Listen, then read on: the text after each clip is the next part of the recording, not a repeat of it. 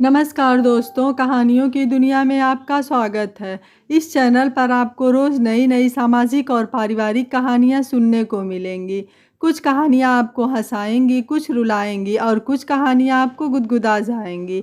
तो चलिए ऐसे ही एक आज भी पारिवारिक कहानी हम शुरू करते हैं। हमारी आज की कहानी एक बीमार बाप की मानसिक स्थिति को दर्शाती एक दर्द भरी कहानी है। सुनकर आपकी आंखों से आंसू नहीं रुकेंगे। फ्रेंड्स, इस कहानी के पहले भाग का लिंक मैं आपको डिस्क्रिप्शन बॉक्स, एंड स्क्रीन और कार्ड तीनों जगह पर दे दूंगी। आप वहां से जाकर सुन सकते हैं। आज हम सुनेंगे इस कहानी का दूसरा और अंतिम भाग। मेरी चीख सुनकर अम्मा दौड़ी चली आई। चुप रह बीनू, बात बढ़ाने से कोई फायदा नहीं है। नैतिक धमकाता नहीं तो ये चुप भी न बैठते। बड़ा तूफान मचा रखा था। अम्मा तुम भी? मैंने आश्चर्य से अम्मा की ओर देखा।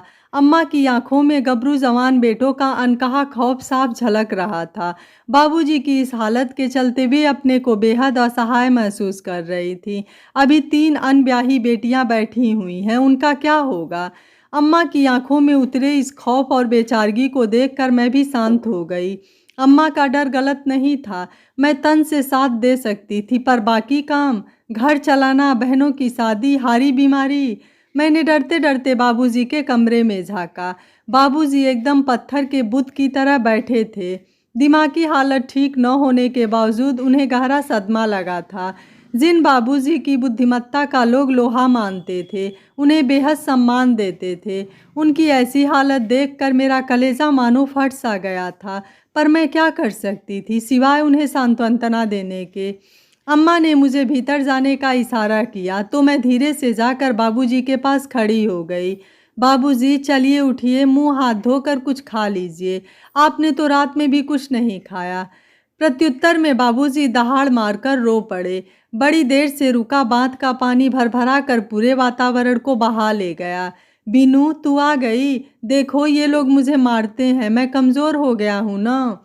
अपने संघर्ष भरे दिनों में भी कभी न हारने वाले बाबूजी इस कदर टूट जाएंगे, मैंने कभी सपने में भी नहीं सोचा था। पर आज मैंने अपने को तो संभाल लिया था, पर माँ नहीं संभल पाई, रो ही पड़ी। इनकी हालत देख रही है, ऐसे कैसे जी पाएंगे? कुछ नहीं होगा अम्मा, डॉक्टर को दिखाकर मैं आज ही इनका कुछ इंतजाम करती हूँ, तुम परेशान न हो। अम्मा को समझाकर मैं बाबूजी की ओर मुड़ी। वे मासूम बच्चे की तरह अब भी रो रहे थे। सहसा मुझे मीना की बात याद आई। बुढ़ापे में आदमी एकदम बच्चा बन जाता है, और अगर बीमार होकर असहाय हो जाए तो उफ, एक बच्चे की तरह उनकी देखभाल करनी पड़ती है। पर यहाँ बाबूजी शुरू से ही भारी बदन के रहे हैं। आज भी बीमारी के बावजूद वो भारीपन बरकरार है। मुझसे अकेले नहीं उठाए गए तो छोटी को बुलाया। उन्हें किसी तरह बहलाकर गुसल खाने तक ले गई। उन्हें नहला धुलाकर कपड़ा पहनाने के लिए रोज की तरह अम्मा पहले से ही मौजूद थी। सो हम दोनों बाहर निकल आए। दी, बिना चश्मे के बाबूजी को ठीक से दिखाई नहीं देगा ना? वो तो बाथरूम में भी चश्मा पहन कर जाते हैं। अरे मैं तो भूल ही गई, कहाँ है उनका चश्मा? उत्तर में छोटी ने टूटा हुआ फ्रेम मेरे आगे कर दिया। गुस्से में बाबूजी ने इसे तोड़ दिया। अभी मैंने टूटे फ्रेम को हाथ में लिया ही था कि तभी धम्म की तेज आवाज़ हुई। अम्मा के कमज़ोर हाथ आज बाबूजी के भारी बदन को संभाल नहीं पाए, या कुछ और हुआ। ये देखने हम दोनों भीतर दौड़े और फिर एकदम जड़ हो गए। बाथरूम के फर्श पर बाबूजी औंधे पड़े थे। उनका सिर नल से टकराकर फट गया था और उनको संभालने की कोशिश में अम्मा खुद फिसल गई थी। दोनों की ऐसी हालत देखकर घर में कोहराम मच गया था। मैंने किसी तरह अम्मा को उठाने के बाद दोनों बहनों की मदद से बाबूजी को बिस्तर तक पहुंचाया। छोटी ने तुरंत भाइयों को फ़ोन किया और मैं चौराहे के डॉक्टर विनीत को बुलाने दौड़ पड़ी। डॉक्टर के पास जाने और आने में लगा समय मानो एक युग की तरह लगा। भीतर कमरे में डॉक्टर बाबूजी का मुआयना कर रहा था और अम्मा उनके माथे को कपड़े से दबाए तेजी से बहते खून को रोकने का असफल प्रयास कर रही थी। और मैं उस पल खुद पत्थर की बुत बन गई थी। पूरा तन बेजान सा था, पर आंखें अम्मा पर टिकी थी। गुलाबी रंग की सिल्क की साड़ी, कलाई भर लाल हरी कांच की ढेर सारी चूड़ियाँ, माथे पर अठन्नी भर का टीका और मांग में ढेर सारा सिंदूर। अम्मा उम्र के साथ बहुत कुछ भूलने लगी थी, पर इस साजो सिंगार को एक पल के लिए भी नहीं भूलती थी। यह उनके सुहागन होने का प्रतीक चिन्ह जो था। पर इस पल सहसा अम्मा दहाड़ मारकर रोने लगी तो मुझे जैसे होश आया। डॉक्टर विनीत ने 9 में सिर हिलाकर चले गए थे। सीवियर हार्ट अटैक, सब कुछ खत्म हो गया। बाबूजी नहीं रहे। कानों को सहसा विश्वास नहीं हो रहा था। यह कैसे हो सकता है? अभी थोड़ी देर पहले ही तो मैं उन्हें समझा रही थी। पल जैसे थम सा गया था। बाबूजी बिना कुछ खाए पिए चले गए थे, साथ ही अपने भीतर दुख लिए हुए भी। बाबूजी का दुख मैं दूर नहीं कर पाई। वह दुख अब मेरे भीतर भर गया था, पर ज़्यादा देर रुका नहीं, बांध तोड़कर बाहर आ ही गया। मैं बाबूजी से लिपट कर बिलख उठी। मुझे अम्मा को संभालना था, पर अम्मा मुझे संभाल रही थी। पूरा घर एक अजीब तरह के शोर से भर गया था। छोटी ने सबको फ़ोन कर दिया था। भाई भाभी, नाते रिश्तेदार, अड़ोसी पड़ोसी सभी तो आ गए थे और अपने अपने तरीके से अम्मा को धीरज बंधा रहे थे। पर अम्मा, छोटी ने बताया था, कल अम्मा पूरी रात रोती रही थी और अब उनकी आंखें एकदम सूखी खबर पाकर तुरंत आए पीयूष और अंशु की ओर। अम्मा ने तटस्थ भाव से देखा, कुछ इस तरह जैसे कुछ हुआ ही न हो। आंखों के भीतर पानी का स्टॉक कुछ इस तरह सूख गया था जैसे कोई नदी अपनी छाती पर ढेर सारी भुरभुरी मिट्टी व रेत के आ जाने पर सूख जाती है। मुझे अंदाज़ा भी नहीं था कि एक बाबूजी के चले जाने से घर का वातावरण इस कदर असामान्य हो जाएगा। भीतर दालान में कुंडे से लटके पिंजरे में तोता जोर जोर से चीख रहा था। काफी देर से चुप बैठी अम्मा सहसा ही अमित की ओर घूमी। इतनी देर से मिट्ठू चिल्ला रहा है, उसे कुछ खाने को दे दो, भूखा है। रात से उसने कुछ नहीं खाया है।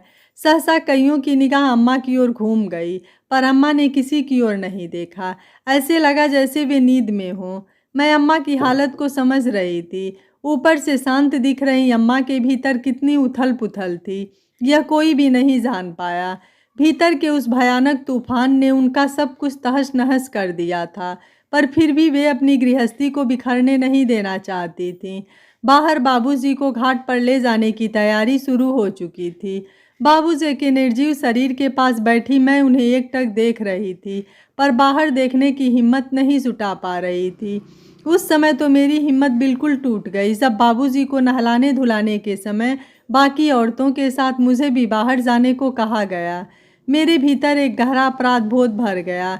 न मैं बाबूजी को नहाने भेजती और न शायद वे इस तरह जाते। इस बात को याद कर कर के मेरा कलेजा फटा जा रहा था।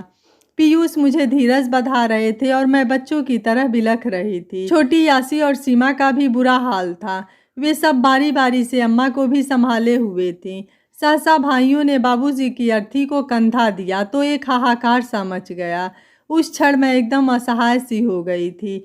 सफ़ेद चादर और फूलों से ढके बाबूजी हमेशा के लिए जा रहे थे और मैं कुछ भी नहीं कर पा रही थी। अम्मा भी गिरती पड़ती बाबूजी के पीछे भागी, पर थोड़ी दूर पर ही गिर पड़ी। अपना दुख भूलकर मैं अम्मा को संभालने लगी। उन्हें धीरज बंधाते हुए मैं किसी तरह घर लाई, पर घर कहाँ था? वो तो जैसे शमशान सा बन गया था। पल भर में घर एकदम शांत हो गया था।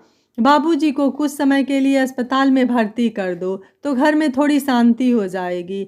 जब देखो तब घर में शोर मचाते रहते हैं। नैतिक की यह बदतमीजी भरी बात याद करके मुझे रुलाई के साथ गुस्सा भी आ रहा था।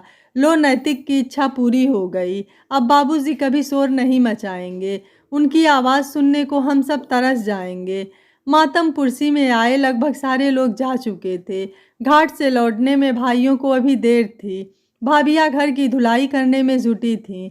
मैंने घर के हर हिस्से पर नज़र घुमाई, पर अम्मा कहीं नहीं दिखी। छोटी से पूछने जा ही रही थी कि तभी गुसलखाने से अम्मा की तेज़ रुलाई से मेरा कलेजा धक हो गया। छोटी उस ओर दौड़ी, पर मैंने रोक दिया। आज अम्मा का दुख पूरी तरह से बह जाने दो। भीतर गुसलखाने में अम्मा और बाहर हम सब फूट फूट कर रो रहे थे। सबका दुख अपने तरीके से बांध तोड़कर बह रहा था। सब कुछ जैसे खत्म हो गया था। आज 13 दिन बीत गया था, पर इन 13 दिनों में भी बाबूजी ने मेरे इर्द गिर्द अपनी उपस्थिति दर्ज रखी। अक्सर लगता था जैसे बाबूजी कभी इस घर से गए ही नहीं। और जाने क्यों लगता कि अगर वे गए नहीं तो भला बिना चश्मे से उनका काम कैसे चलेगा। सो अपने घर लौटने से पहले मैंने 2 काम किए। एक तो जैसे चश्मा मैंने बाबूजी को पहले बनवा कर दिया था, ठीक वैसा ही दूसरा भी चश्मा बनवा कर ले आई।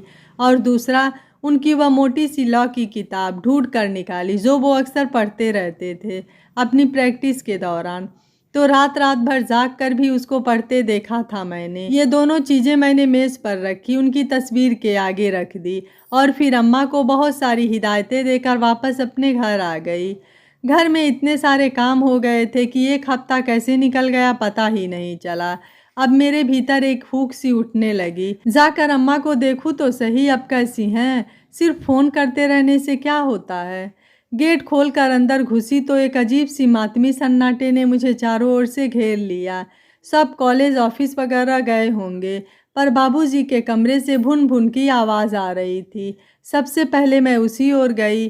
कमरे की चौखट पर पांव धरा ही था कि 440 वोल्ट का झटका सा लगा। सामने बाबूजी की तस्वीर के आगे पालथी मार के बैठी अम्मा, आंखों पर बाबूजी का नया चश्मा लगाए, पूरी तल्लीनता से उनकी वो मोटी सी ला की किताब पढ़ने की कोशिश कर रही थी। अम्मा को देखकर ऐसा लग रहा था जैसे बाबूजी वापस लौट आए हैं। उन्हें देखकर मेरे आंखों से झरझर आंसू बहने लगे। तभी सामने से नैतिक आता दिखाई दिया और मेरे गले लगकर वह भी फूट फूट कर रो पड़ा था। मुझे आज उसके प्रायश्चित भरे आंसू देखकर बहुत संतोष हो रहा था। दोस्तों, लोग कहते हैं बुढ़ापा भी बचपन का ही रूप होता है। जैसे माँ बाप बचपन में बच्चों को संभालते हैं, प्यार दुलार देते हैं, प्यार से समझाते हैं, उसी तरह से कभी कभी बुढ़ापे में भी माँ बाप को बच्चों से प्यार, सहानुभूति और समझदारी की ज़रूरत होती है। मन ज़रूर बाल रूप हो जाता है, लेकिन मन में भावनाएं बड़ों जैसी ही होती हैं। अगर उनके साथ दुर्व्यवहार किया जाता है तो वह भावनाएं कोमल मन को आहत करती हैं। बीनू ने अपने पिता की मानसिक स्थिति को देखते हुए उन्हें संभालने का भरसक प्रयास किया, जो सराहनीय है। यह कहानी आपको कैसी लगी? आप हमें अपनी राय कमेंट ज़रूर करिएगा। वीडियो पसंद आया है तो वीडियो को लाइक, शेयर एंड चैनल को सब्सक्राइब कर लीजिएगा। Thank you for watching. मिलते हैं अगली कहानी में।